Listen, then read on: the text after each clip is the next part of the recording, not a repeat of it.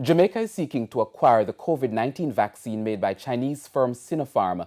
This was disclosed today by Chairman of the National Health Fund, NHF Howard Mitchell, as he provided an update on the country's latest attempt to get more vaccines to inoculate the population.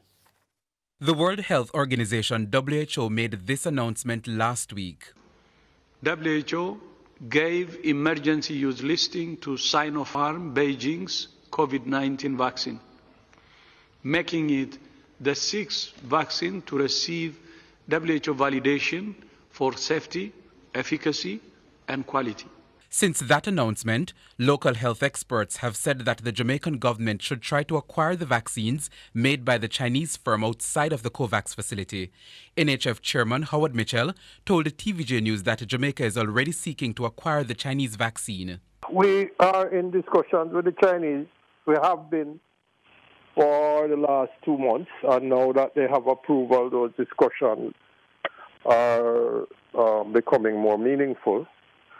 So we are waiting on a contract, so we'll know the terms.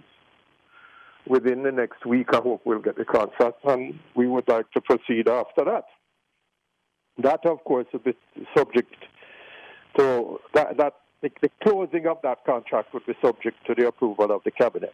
Given the global supply shortage of vaccines, Jamaica is currently depending on the COVAX facility and the African Medical Supply Platform for the drugs. In terms of the other three, what I would call Western Hemisphere vaccines, the AstraZeneca, or four, the Moderna, the Pfizer, and the Johnson, we do not have any immediate prospects of purchasing those vaccines simply because there's a supply shortage. The country is expected to receive 100,000 doses from COVAX in the next 2 weeks. Mr. Mitchell says Jamaica has already made representation to the United States to access surplus vaccines.